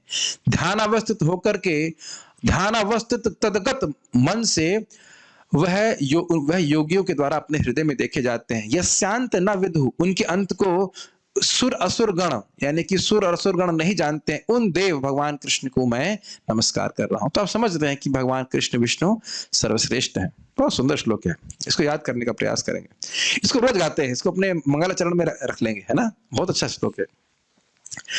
भौतिकतावादी तथा मूर्ख मनुष्य क्रमशः ब्रह्मा तथा शिव की पूजा करते हैं। वो कुछ छोटे छोटे भोग प्राप्त करने के लिए इन देवताओं के पास जाते हैं और वो जानते हैं कि हमें किसकी उपासना करनी चाहिए। अगर हमारे पास भौतिक इच्छा है तो क्या हमें भगवान के पास नहीं जाना चाहिए? यस, भगवान के पास ही जाना चाहिए। एक व्यक्ति आज बड़े परेशान थे, घंटे भर उनको काउंसलिंग करते रहे हम, मेरे पास इतनी भौतिक इच्छाएं हैं, मेरी भगवत इतनी सब, मैं नौकरी चाहता हूँ, ये चाहता हूँ, वो चाहता हूँ। हमने कहा मैं इतना पापी हूँ, ये हूँ। हमने कहा आपने किसी घर चलाया? नहीं, घर तो नहीं जलाया। शराब पी? मैं नहीं पी। गोमांस खाया? नहीं खाया। तो हमने कहा ये सब करने वालों का जगाई मदाई का उद्धार भगवान के नाम ने कर दिया, तो आप नहीं कर सकते हैं। गंगा जी के पास में रहते हैं, हमने गंगा जी को बॉईल कर सकते हो? कहता है गंगा जी का जल घर में। हमने कहा वो नहीं, जो पूरी गंगा जी है उसको बॉईल कर पाएंगे आप? कर पाएंगे आप? तो कर सकता है? नहीं कर सकता, वही ठंडा हो जाएगा। तो ऐसा तो नहीं कि 5 करोड़ लोग उसमें कूद गए तो उनकी बॉडी की हीट से गंगा जी उबलने लग गई। अरे बाप रे, हमारी बॉडी से हीट निकलती है ना। अगर 5 करोड़ 10 करोड़ लोग जो है गंगा जी में स्नान करेंगे तो उनका जल गर्म हो जाएगा, सूख जाएगा। तो इसलिए यह सोचना कि भगवान हमारे पापों को नष्ट नहीं कर सकते, हमारी भौतिक वासना को नष्ट नहीं कर सकते, ये महामूर्खता की निशानी है। किंतु विशुद्ध आध्यात्मवादी सत्वगुण के रूप, सत्वगुण के आगे क्या लगा दीजिए आप? विशुद्ध सत्व के रूप विष्णु की पूजा उनके विविध रूपों में करते हैं। मतलब जिस रूप को वो पसंद करें। भाई कुछ लोग भगवान श्री राम को पसंद करते थे, हनुमान जी, और कुछ लोग भगवान कृष्ण को पसंद करते हैं। अपने अपने भाव के अनुसार विष्णु, कृष्ण, राम, नारायण, मुकुंद, माधव, अलग अलग विष्णु स्वरूपों की व्यक्ति पूजा कर सकता है और सभी कुछ समीचीन है, ठीक है। वह विशुद्ध सत्व की मूर्ति की ही पूजा कर रहे हैं, ठीक है। देखो प्रभुपाद लिख रहे हैं ना, विशुद्ध आध्यात्मवादी मतलब वह रजोगुण, तमोगुण, सत्वगुण के द्वारा प्रभावित नहीं है, अपितु वह पूरे शुद्ध सत्व में है। जो उपासक है वह भी शुद्ध सत्व में है, क्योंकि वह विशुद्ध सत्व की मूर्ति भगवान विष्णु की ही पूजा कर रहा है शुद्ध भक्ति के द्वारा। विष्णु परमात्मा के लाखों करोड़ अभिन्न तथा भिन्न रूपों में प्रकट होते हैं। ये तो स्पष्ट समझ में आ रहा है। सबके हृदय में परमात्मा का क्या नाम है? क्षीरोदकशय विष्णु, स्पष्ट है। अभिन्न रूप ईश्वर कहलाते हैं और भिन्न रूप जीव कहलाते हैं। ये भी स्पष्ट समझ में आ रहा है। भगवान के विभिन्न अंश जो हैं, जो अणु हैं, वो हैं जीव, और जो भगवान के विभु अंश हैं, स्वांश हैं, जो कि विभु हैं, अनंत हैं, शक्ति की मात्रा में सब कुछ तरह से वो है, ईश्वर है, भगवान है, शिव है, सॉरी विष्णु है, यस। जीव तथा ईश्वर दोनों के ही अपने मूल आध्यात्मिक रूप होते हैं, ये भी आप समझते हो। हर जीव का भगवान से एक विशिष्ट संबंध है और उस संबंध के अनुसार वो सेवा करना चाहता है, शाश्वत रूप से सेवा में नियोजित होता है और उसी के अनुसार उसका स्वरूप होता है। जीवेर स्वरूप होए कृष्णेर नित्यदास, जिस भाव में वो सेवा करना चाहता है वो उसका स्वरूप है। जब स्वरूप सिद्धि होती है तो उसको समझ में आ जाता है, प्राप्त हो जाता है। और इसी प्रकार से भगवान का भी एक मूल स्वरूप है, मत्स्य अवतार और कच्छप अवतार, नरसिंह अवतार, इस प्रकार से शाश्वत स्वरूप है। कोई पूछ रहा था कि मत्स्य अवतार आध्यात्मिक जगत में नहीं है, मैं बड़ा परेशान हुआ था, लेकिन लघु भागवतमृत में एकदम स्पष्ट लिखा है मत्स्य अवतार का अपना एक लोक है, जितने भी भगवान के अवतार हैं वो सब शाश्वत हैं। ठीक है। जीव कभी कभी भौतिक शक्ति के वशीभूत होते रहते हैं, किंतु विष्णु के रूप सदैव इस शक्ति को अपने वश में रखते हैं। नियामक संबंध दिख लिया आपको। हम जब इस जगत में आते हैं, ये जगत में जब से हैं, गुणों के प्रभाव में लिप्त हो जाते हैं। प्रभु क्या होते हैं? लिप्त नहीं, मोहित हो जाते हैं, बिविल्डर्ड बाय माया, बिविल्डर्ड बाय माया, है ना। बिविल्डर्ड समझ, जैसे एक क्या कहते हैं उसको, पतंगा अग्नि के लपटों को देख कर एकदम मोहित हो जाता है। उसी प्रकार से हम अपनी पहचान शरीर से कर रहे हैं और चाहते हैं कि ना पहचान करें, लेकिन पहचान जाती नहीं है, तो दिखा रहे हैं ना, गुणों से प्रभावित हो रहे हैं। लेकिन भगवान कभी भी, पहली बात तो भगवान का शरीर और भगवान में कोई अंतर ही नहीं है। ठीक है। तो इसलिए भगवान कभी भी भौतिक प्रकृति के वश होकर के इस जगत में नहीं आते। हमें अपनी इच्छाओं को पूर्ण करने के लिए इस शरीर की आवश्यकता है कि नहीं? लेकिन भगवान जब इस जगत में आते हैं तो अपनी इच्छा को पूर्ण करने के लिए, जो भी उनकी इच्छा है, इनको किसी भौतिक शरीर धारण करने की जरूरत नहीं होती है। ये बहुत बड़ी प्रॉब्लम है, इसको कई बार सुनना पड़ेगा हमको। नहीं तो लोग सामान्य इंसान ही मानते हैं भगवान कृष्ण को या राम को, और बस वहीं से बेड़ा गर्क हो जाता है। जहां कृष्ण भगवान को या राम को, भगवान विष्णु को एक समान इंसान मान लिया आपने या असामान्य इंसान मान लिया तो भी अपराध है। इंसान नहीं है वो। कभी कभी मेरे दादाजी पूछते थे, इतना अब मुझे बड़ा गुस्सा आता है, बोले क्यों? भगवान विष्णु स्त्री है कि पुरुष है? आप देख रहे हैं कैसी भावना होती है। पुरुष रूप में तो है, तो फिर बच्चे को जन्म क्यों दे रहे हैं? मैं उस वक्त भी सुन करके मुझे इतनी गुस्सा आई। तो देखने में लग रहा है कि इस परिवार से हैं, उस परिवार से हैं और मंत्र जप कर रहे हैं, लेकिन भगवान विष्णु के प्रति गलत भावना है। जिस प्रकार से भगवान विष्णु जन्म दे रहे हैं अपने बच्चे को, उस प्रकार से यहाँ पे जन्म मिलता है बच्चे को, बताइए। और जिस प्रकार से ट्यूशन पढ़ा रहे हैं वो, उस प्रकार से ट्यूशन पढ़ाते हैं। महाराज बोलते हैं कितना, देखो भगवान का पहला लड़का हुआ तो हृदय से ज्ञान दे दिया भगवान ने, और यहाँ लड़के को ट्यूशन पढ़ाते हैं फिर भी लड़का फेल हो जाता है कि नहीं? भगवान खुद ही ट्यूशन पढ़ा दिए कि नहीं? हृदय में संकल्प मात्र से उनकी स्त्री बगल में थी, लक्ष्मी जी बगल में बैठी हैं, उनका तो सहायता नहीं लिए ना, कमल के नाल से सीधे ब्रह्मा जी को प्रकट कर दिए। तो भगवान विष्णु को यहाँ के स्त्री और पुरुष की कैटेगरी में रखना एक बहुत बड़ा अपराध है। क्षमा कीजिएगा, बहुत बड़ा नहीं, सबसे बड़ा अपराध है। सबसे बड़ा अपराध है भगवान कृष्ण या विष्णु या राम को एक समान व्यक्ति मानना। ये जिसने किया बस उसकी दुर्गति ही निश्चित है, बहुत खराब चीज है। तो आप लोग नहीं मानते, लेकिन जो लोग मानते हैं मैं उनकी बात कर रहा हूं, ऐसा है। और हम लोग इसलिए नहीं मानते हैं क्योंकि हम अब सुनते हैं, और नहीं सुनेंगे तो हम भ्रमित हो सकते हैं। असामान्य भी नहीं मानते हो, कहते हैं हम बहुत सम्मान करते हैं भगवान कृष्ण का, बहुत सम्मान करते हैं, हम महापुरुष थे।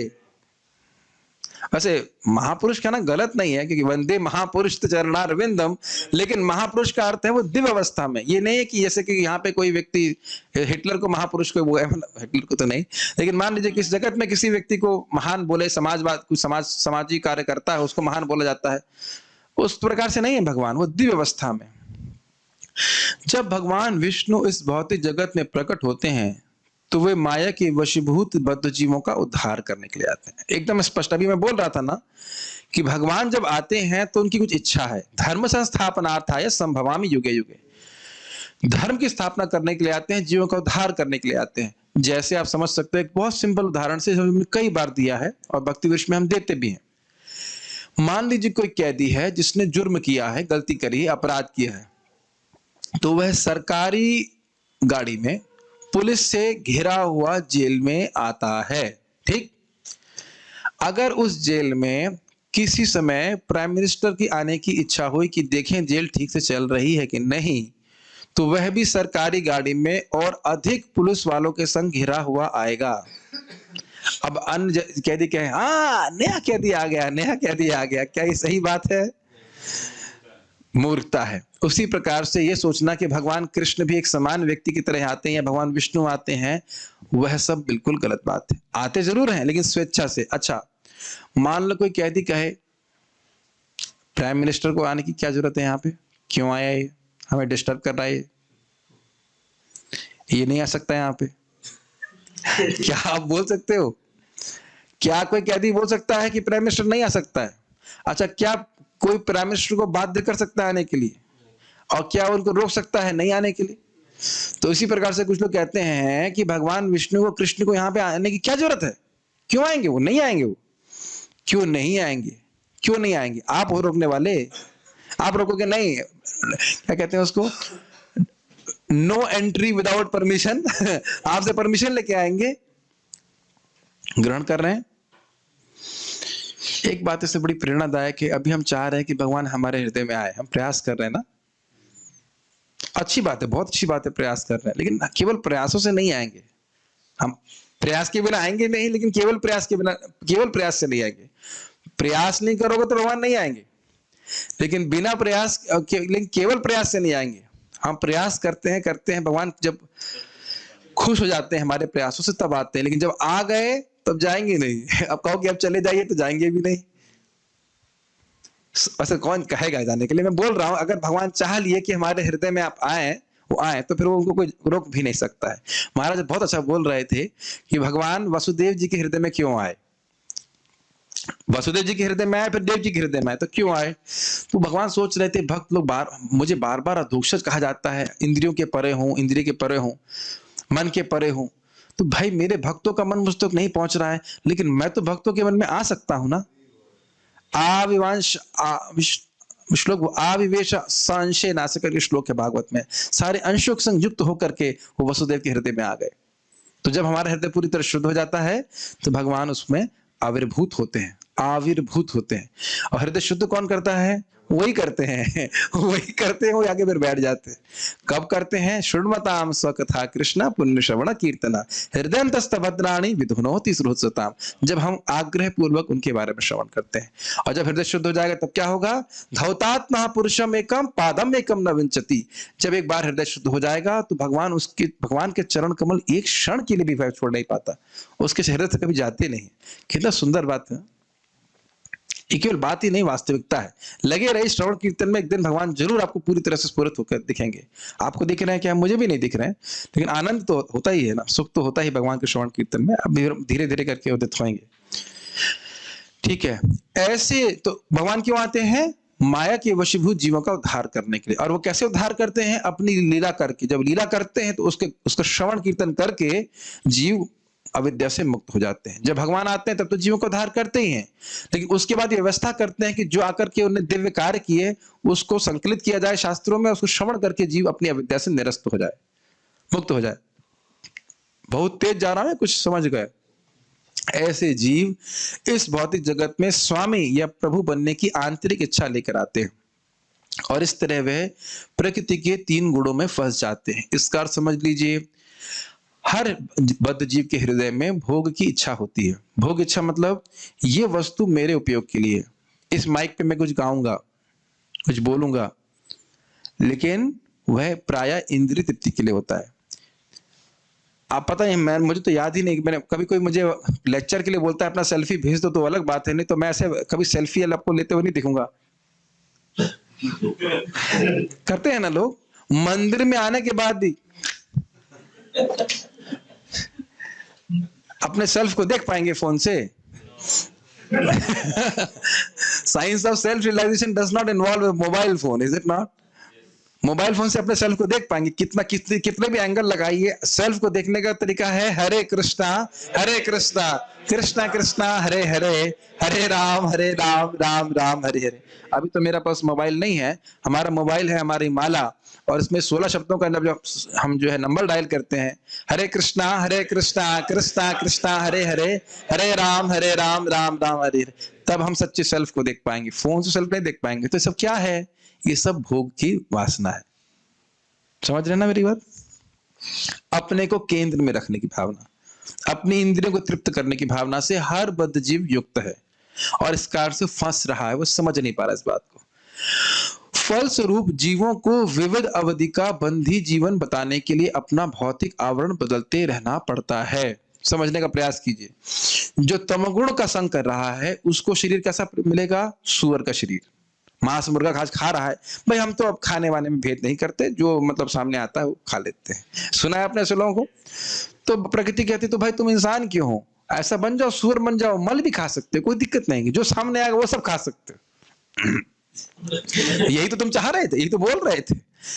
और उसके बाद लोग कहते हैं, कुछ लोग बहुत रजोगुणी होते हैं, बहुत पैसा कमाना चाहते हैं, ये करना चाहते हैं, वो करना चाहते हैं, तो फिर उनको मानव जीवन प्राप्त होगा।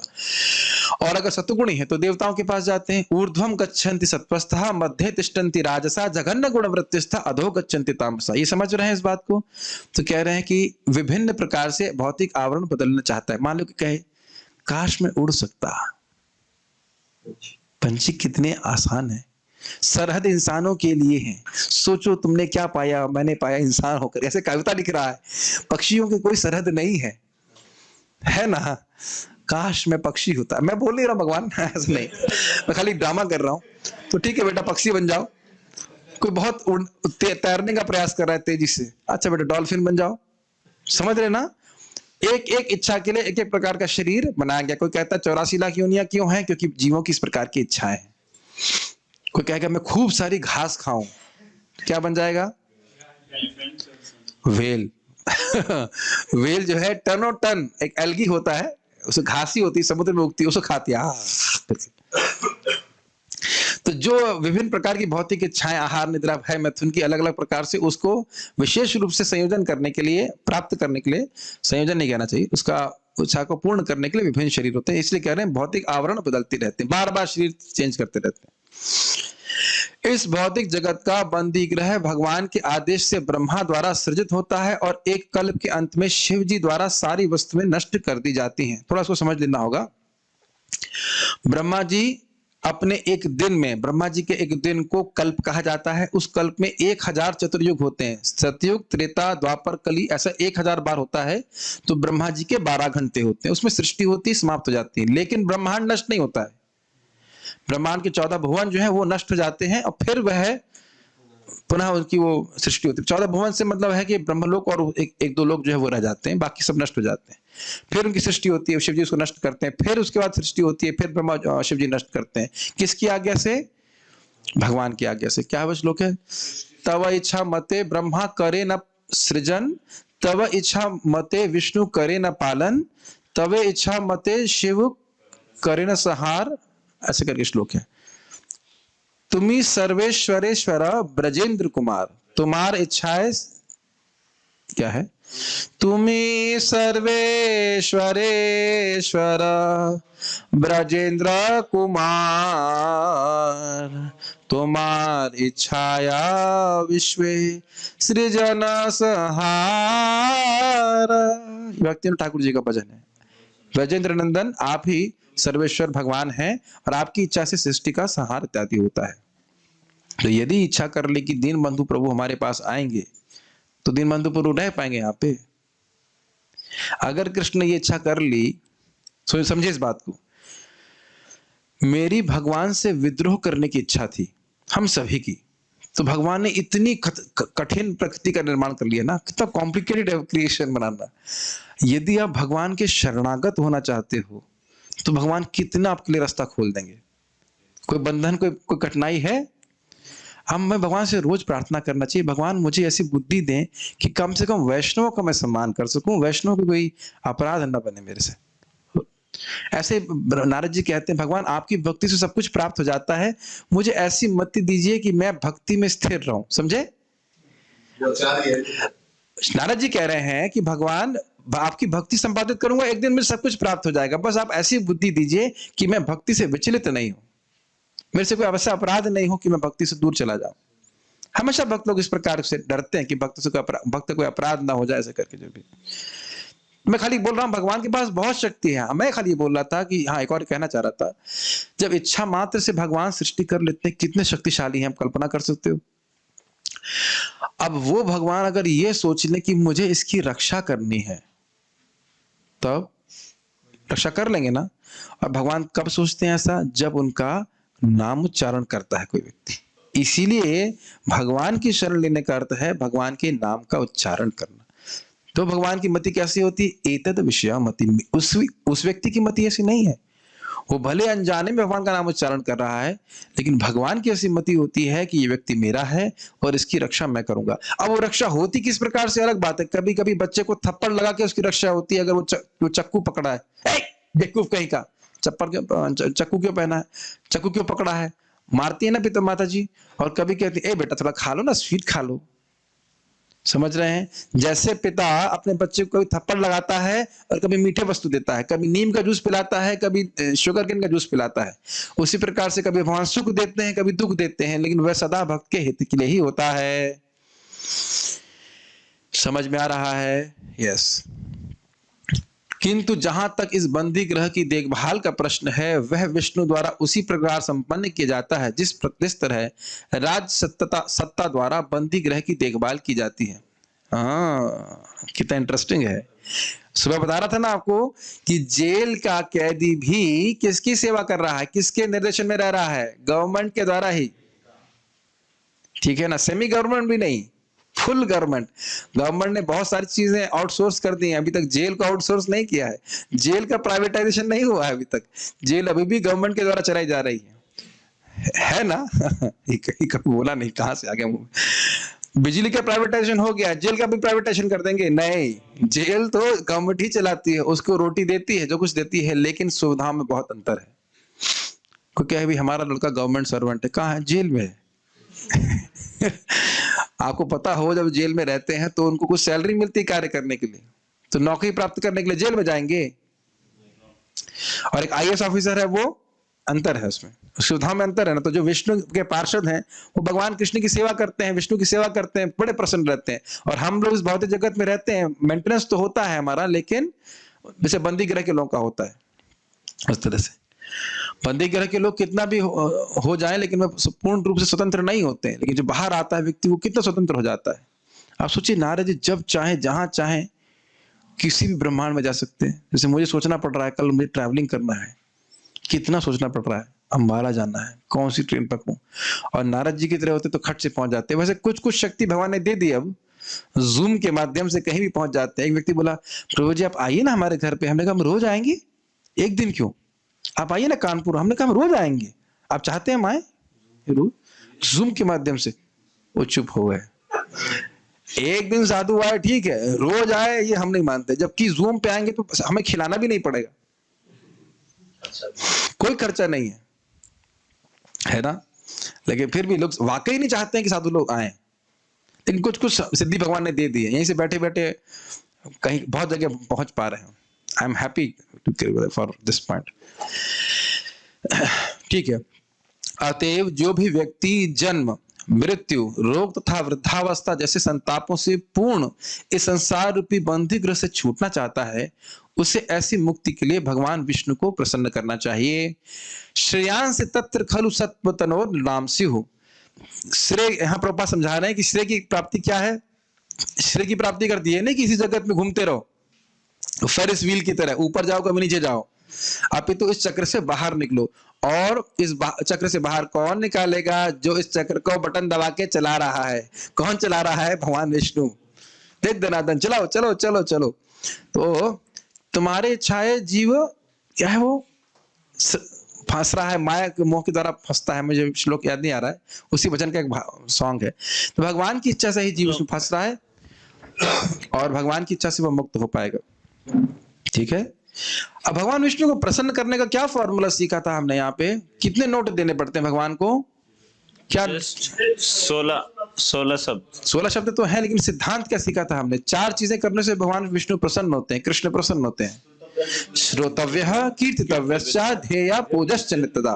उनका श्रवण कीर्तन करने से, श्रवण करने से, कीर्तन करने से, स्मरण करने से और पूजन करने से। वैसे एक इंटरेस्टिंग बात है, हरे कृष्ण का श्रवण कर सकते हैं, कीर्तन कर सकते हैं, स्मरण कर सकते हैं, और वांग मात्रे न पूजितम, बोलने मात्र से भगवान ये मान लेते हैं कि मेरी पूजा हो गई। तो ये हरे कृष्ण मंत्र ही भगवान को संतुष्ट करने का पूर्ण तरीका है। लेकिन जो जप में सो जाता है उससे कितना प्रसन्न होते होंगे, उसमें भी कोई संदेह नहीं है, प्रसन्न तो होते ही हैं भाई, चलो सो रहा कम से कम जप में बैठा तो है है कि नहीं। कम से कम बाकी लोग तो केवल कंबल में सो रहे हैं, ये कम से कम जप में आके सो रहा है, ये भी ठीक है। लेकिन ये लिबरल एडवाइस है, ऐसा नहीं कि हम सो सो करके भक्ति करना चाहिए। खाइते सुईते यथा तथा नाम ले, ये शास्त्र का वचन है। खाते सोते हुए जप करो, ये ठीक है, लेकिन जप करते हुए सो, ये तो हमने शास्त्र में नहीं सुना है। अगर हम मान लीजिए रात में माला पकड़े और सोते जाए और जप करते जाए तो कोई दिक्कत है? कोई दिक्कत नहीं है, जब तो चल रहा है ना। लेकिन जब माला पकड़ने बैठे और तभी सो रहे हैं तो दिक्कत है। अंतर समझ रहे होंगे, बुद्धिमान है आप लोग। भगवान विष्णु की पूजा भक्तिमय सेवा द्वारा ही संभव है, किंतु यदि कोई इस भव रूपी बंदी ग्रह जीवन को चालू रखना चाहता है तो वह ब्रह्मा, शिव, इंद्र, वरुण जैसे विभिन्न देवताओं से क्षणिक सुख के लिए तत्संबंधी सुविधाओं की याचना कर सकता है। ये समझ में आया? जैसे व्यक्ति कोई जेल में है, कहे साहब यहाँ का ये कमोड बोलते हैं, कमोड टॉयलेट सही नहीं है, तो ठीक करवा दीजिए इसको। हाँ ठीक है, तुम अच्छे जेल क्या दियो, तुम्हारा कमोड ठीक करवा देते हैं। यहाँ बल्ब थोड़ा गड़बड़ है, हाँ बल्ब लगवा देते हैं। रोटी थोड़ा सही नहीं बन रही, हाँ रोटी ठीक करवा देते हैं। हाँ ठीक है, और ये सब प्राप्त हो गया। जेल तो इतनी बुरी नहीं है, जेल तो इतनी बुरी नहीं है। परम पूज्य गौर कृष्ण महाराज संबंध में बड़ा अच्छा बोलते हैं।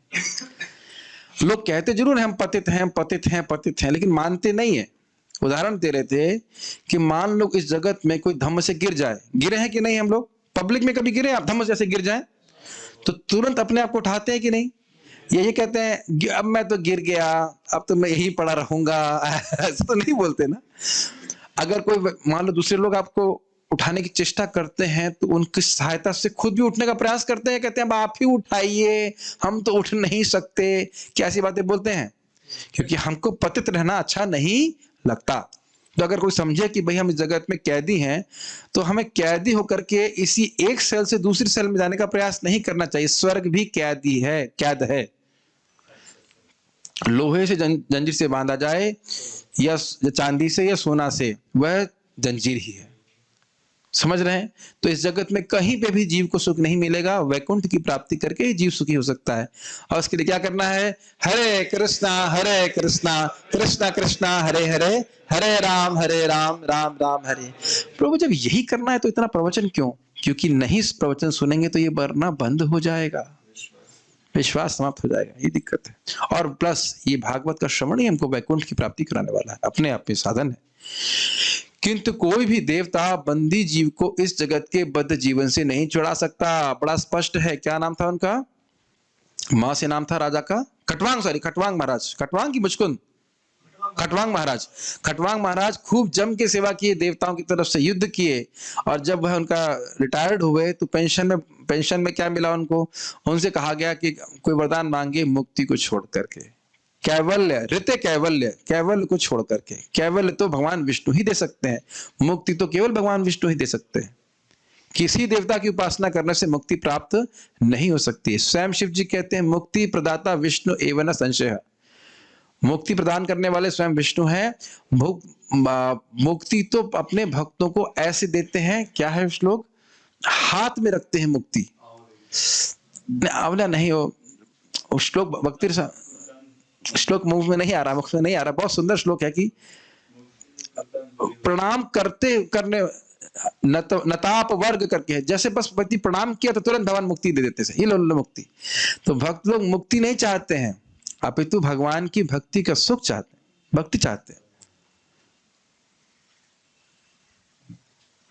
याद नहीं यार, हस्ता नताप वर्ग करके लिखा एक श्लोक आता है। अपने हाथों में मुक्ति रखते हैं, कोई प्रणाम किया तुरंत मुक्त कर देते हैं। इसीलिए तो कहते हैं कि भगवान कृष्ण प्रणामी न पुनर्भवाय। कृष्ण को प्रणाम करने वाला दोबारा कभी जन्म नहीं लेता है। अगर वो जन्म लेता है तो किस लिए? ताकि उसकी भक्ति के फल और फूल उगे। कर्म के प्रावधान के आधार नहीं जन्म लेता है। ओके, केवल विष्णु ही इसे कर सकते हैं। क्या कर सकते हैं? जीव की मुक्ति करा सकते हैं। तपंति तापय यजंति याजय वदंति वादय पतंति पर्वतात् बिना नैव हरिम बिना नैव मृत्युम तरंती, कितनी ही तपस्या कर लो, तपंती तापे, वदंती वादे, कितने वाद विवाद कर लो, यजंती यागई, कितने यज्ञ कर लो, पतंती पर्वतात, बहुत सारे पर्वतों से कूद जाओ, लेकिन हरिम बिना नैव मृत्युम तरंती, भगवान हरि की शरण लिए बिना व्यक्ति मृत्युम यानी संस्कृति को नहीं कर सकता। और इधर इसको वैसे भी ग्रहण कीजिए, भगवान श्री हरि की शरण ले ली है तो ना वाद विवाद करने की जरूरत है, ना तपस्या करने की जरूरत है, ना कुछ और करने की जरूरत है। हरि की शरण से ही व्यक्ति मुक्त हो जाएगा, भक्ति करने मात्र से। मुक्ति भक्ति का अनुसंगिक फल है, मुख्य फल नहीं है। कई बार हम बोल चुके हैं, इसलिए व्याख्या नहीं कर रहा। अतएव चरम लाभ भगवान विष्णु से ही प्राप्त किया जा सकता है। स्पष्ट समझ में आ रहा है? तो हमें किसकी भक्ति करनी है? कृष्णा हमें किसकी भक्ति करनी चाहिए? भगवान श्री कृष्ण की। इतनी बात तो समझ देना चाहिए, ठीक है? ये आपको लगता है कि बहुत आसान है, लेकिन इतना आसान नहीं समझना। लोग क्यों भक्ति करना बंद कर देते हैं बताइए? भागवत में सामने प्रमाण है, गीता प्रमाण है, फिर भी लोग छोड़ देते हैं, तो इससे रहता है। अच्छा, जरा देख लेते हैं प्रश्न क्या है। ब्रह्मा जी प्योर डिवोटी होने की वजह से रजोगुण में नहीं आते, बिकॉज नॉर्मल जीव तो गुण में ही होता है, और जब भगवान ब्रह्मा बनते हैं तो वो तो हमेशा निर्गुण ही रहेंगे। Yes, very good point. समझ रहे हैं? ब्रह्मा जी जीव तत्व हैं और भक्त हैं भगवान के, गुणों के संपर्क में थोड़ा सा आ जाते हैं, रजोगुण के संपर्क में कभी कभी प्रभावित हो जाते हैं। इसको स्वयं स्वीकार किए 11वें स्कंद में। और अभी तो भगवान से प्रार्थना भी करते हैं कि भगवान अब मैं सृष्टि करूं। ये जो भी आप पढ़ोगे कि मैं सृष्टि करूं तो मैं उससे प्रभावित नहीं हूं, अहंकार से प्रभावित नहीं हूं। तो भगवान ने कहा नहीं, अब आप आशीर्वाद प्राप्त है, आप मोहित नहीं होंगे। एक बार हो गया था ना, अपनी पुत्री के प्रति उनको थोड़ा सा आकर्षण हो गया था, तो वो प्रभावित हो जाते हैं, ऐसा प्रमाण है। लेकिन जब भगवान ब्रह्मा बनते हैं तो कोई स्वाभाविक सी बात है कि वो कभी प्रभावित नहीं होते। जैसे हमने सुना है कि व्यासदेव जी, जो हमारे व्यासदेव अभी हैं, वो स्वयं भगवान श्री नारायण हैं, विष्णु तत्व हैं। अच्छा, Krishna has extra 4 qualities than other Vishnu forms, in which one is Venu Madhuri. So how does Lord sing? हाँ, बहुत अच्छा प्रश्न है। आपने कहा कि नरसिंह देव मुरली बजा सकते हैं, लेकिन हम सुनते हैं कि भगवान कृष्ण मुरली, वेणु माधुरी भगवान कृष्ण का विशिष्ट गुण है। मुझे पता था कि ये प्रश्न आएगा। देखिए, भगवान कृष्ण ही नरसिंह देव के रूप में है, स्पष्ट, लेकिन अपनी इच्छा से वो मुरली नहीं बजाते, ये बोला जा रहा है। ये नहीं कह सकते कि मुरली बजा नहीं सकते। अगर आप कहोगे ये कर नहीं सकते तो फिर तो बड़ी दिक्कत है। भगवान स्वयं इस प्रकार के अपनी इच्छा से वैसा नहीं करते हैं। ये बताइए, भगवान कृष्ण ब्रज में अस्त्र नहीं उठाते, ऐसे ही मारते हैं कि नहीं, हाथ से पांव से। तो क्या वो अस्त्र उठा नहीं सकते? उठा सकते हैं, लेकिन अस्त्र उठाते नहीं अपनी इच्छा से। ये क्यों मत करिए? It is a sweet will of Vishnu forms that do not manifest these qualities. वो वही व्यक्ति हैं। आप बार बार यही दिक्कत सोच रहे हो कि नरसिंह देव कुछ और व्यक्ति हैं, वो अलग व्यक्ति नहीं है, वो वही भगवान कृष्ण। केशव धृता नरहरि रूपा, जय जगदीश हरे, जय जगदीश हरे, जय जगदीश हरे। मुकुंद प्रभु श्रील प्रभुपाद जी के शिष्य कह रहे हैं, भक्तों के लिए यह समझना मुश्किल नहीं है कि विष्णु और कृष्ण में भेद है, उनके लिए मुश्किल यह है कि दोनों में अभेद है। वो एक अलग व्यक्ति नहीं है। हम यहाँ भाई, मैं बोल रहा हूं, मैं आप लोगों को क्लास दे रहा हूं, द्वैतता समझ में आ रही है कि मैं अपने को क्लास दे रहा हूं, लेकिन भगवान विष्णु ऐसा कर सकते हैं, खुद ही टीचर बन सकते हैं अगर वो चाहें तो, ऐसी लीला कर सकते हैं, सामने स्टूडेंट बन जाएंगे और क्लास दे देंगे, ऐसा कर सकते हैं अगर वो चाहें तो। और आप देख ही रहे थे ना, क्या कोई व्यक्ति अपने से ही विरह का अनुभव करता है? दीनबंधु प्रभु, आपको अपने से विरह होता है क्या? नहीं होता है कि नहीं? लेकिन जगन्नाथ जी को देख करके महाप्रभु बेहोश हो जा रहे हैं, अपने से विरह का अनुभव कर रहे हैं। बड़ा अद्भुत भगवान की लीला है, समझना मुश्किल है। ब्रह्म विमोहन लीला में बलराम जी को पता ही नहीं चला कि सारे बछड़े गोप बालक कृष्ण हैं, तो ये उन्होंने जानबूझ के किया या भगवान कृष्ण की योग माया थी? बहुत सुंदर प्रश्न है, वेरी गुड। जब ये बलराम जी का स्वयं का वितर्क है। जब ब्रह्म विमोहन लीला हुई, अभी एडवांस प्रश्न हो गया, लेकिन क्योंकि जो लोग ब्रह्म विमोहन लीला को जानते हैं, तो हम 1 साल तक भगवान स्वयं ही सारे ग्वाल बाल बने, सारे बछड़े इत्यादि बने। तो बलराम जी 1 साल तक समझ नहीं पाए कि ये स्वयं श्री कृष्ण है। बलराम जी स्वयं विष्णु तत्व है, सब कुछ जानते हैं, लेकिन भगवान की लीला शक्ति से बलराम जी भी नहीं समझ पा रहे थे। फिर उन्होंने एक चीज देखी कि एक बार पहाड़ से जो गोवर्धन पे गैया थी और यहाँ बछड़े नीचे थे, और ये बछड़े बड़े हो चुके हैं 1 साल के बाद। वो बछड़े, बड़े वाले बछड़े कौन से हैं? कृष्ण है। और उन गैयाओं के अब छोटे बछड़े भी हो चुके हैं। तो गैया उन बछड़ों को देखकर ऐसे ऊपर से कूदना शुरू करी जैसे मान लो उनके एक ही पांव, 2 पांव से दौड़ रही हूं, मतलब दोनों पांव उठा के दौड़ने लगी। और उनको जो ग्वाल थे वह कंट्रोल नहीं कर पाए, और फिर इधर आकर के अपने बछड़ों को चाटने लगी जो कि 1 साल के हो गए। क्यों राधे श्याम प्रभु? जो बछड़े बड़े हो जाते हैं उनके प्रति गाय का प्रेम कम हो जाता है ना, गलत तो नहीं बोल रहे, देखिए ना आप। और फिर नए बछड़ों के प्रति प्रेम होता है। लेकिन यहाँ पे क्योंकि वो साक्षात कृष्ण है, वो बड़े बछड़े, उन गायों का अपने बड़े बछड़ों के प्रति अधिक प्रेम है। और जब ग्वाले गायों को कंट्रोल नहीं कर पाए तो बड़े खिन्न हुए, और वो नीचे आए तो अपने बच्चों को देखा उन्हें, और वो ग्वाल बाल कौन है? कृष्ण है। और उनको देख करके उनका सारा जो क्रोध है वो गायब हो गया, और उनकी आंखों से आंसू आने लगे। तब बलराम जी को सोचते ये क्या हो रहा है, ये क्या हो रहा है। फिर अपनी शक्ति का वो प्रयोग किए तो देखे अरे ये तो सब कृष्ण ही है। क्योंकि पहले वो सोच रहे थे अरे माया तो मुझसे प्रभाव डाल नहीं सकती, मैं तो ईश्वर हूं, तो जरूर ये मेरे स्वामी कृष्ण की ही माया शक्ति है, विशेष शक्ति, लीला शक्ति है जो मुझको भी भ्रमित करके रखती है। ये अंतर है। अकेले ईश्वर कृष्ण और सब भृत्य, अकेले कृष्ण ही ईश्वर है और बाकी सब उनके सेवक है। इसको अगर आपको ठीक से समझना होगा तो आज सुबह का जो प्रवचन दिया गया है चैतन्य चरितामृत के हमने ग्रुप में पोस्ट किया है, अद्वैताचार्य जी के तत्व को आप समझिए कि उसमें किस प्रकार से हर विष्णु तत्व का भगवान कृष्ण के प्रति क्या भाव है कि वो उनके दास है। 8 वसु कौन है, कृपया नाम बताने की मेहरबानी करें। नहीं कर पाऊंगा कि मुझे नहीं पता, इस तरह के प्रश्न मुझसे कठिन होगा। यम ब्रह्मा वाला श्लोक हमने बोल दिया। भगवान तो एकमात्र पुरुष हैं और सब प्रकृति, क्या ये सही है प्रभु जी? हाँ, लेकिन विष्णु भी पुरुष है, ठीक है प्रभु जी। सो ब्रह्मा जी इज नॉट भगवान। यस, भगवान नहीं है, लेकिन किसी किसी विशेष परिस्थिति में भगवान ब्रह्मा जी बन जाते हैं। यहाँ पे हम समान तो समझे कि ब्रह्मा जी जीव है। शंख बजा रहे हैं आशीष प्रभु, नहीं पता नहीं क्या बोल रहे। ब्रह्मा, शिव जी और Vishnu ji, they all only remain close to these 3 modes, then why only Brahma ji and Shiv ji gets affected from this? नहीं, केवल विष्णु सामीप्य दृष्टि से रहते हैं। केवल भगवान विष्णु ही सत्वगुण के समीप रहते हैं, बाकी दोनों संयोग करते हैं, स्पर्श करते हैं। ये भी तुमने पढ़ा था ना, संयोग संबंध है उनका, इस प्रकार से। ओके, आप में से किसी भक्त का कोई प्रश्न है? यस प्रभु, माइक दीजिए।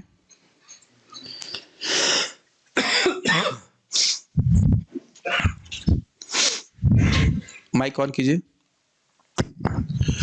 अभी थोड़ी देर पहले आपने कहा कि भगवान की इच्छा से ही जीव आता है सृष्टि में और उनकी इच्छा से ही उनकी मुक्ति हो पाती है। तो भगवान के तो हम स्नेही है, उनके पुत्र है, संतान है। अरे आप उसका उत्तर जानते हो, क्यों प्रश्न कर रहे हो?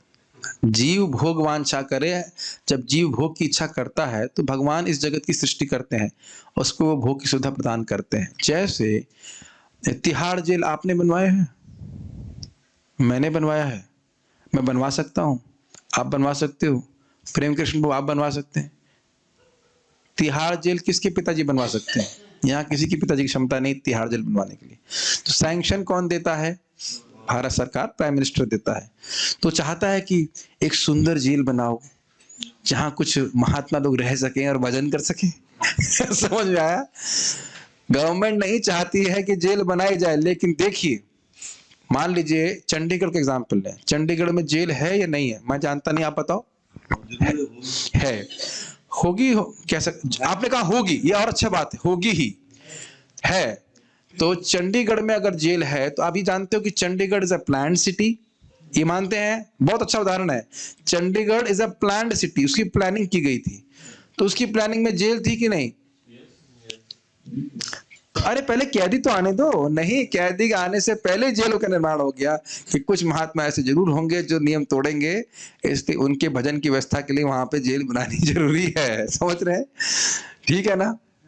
तो उसी प्रकार से तो भगवान, अब तो आप कह सकते हैं ना कि जो प्लानर है वो किसके अंदर इच्छा से काम कर रहा है? प्राइम मिनिस्टर की इच्छा से।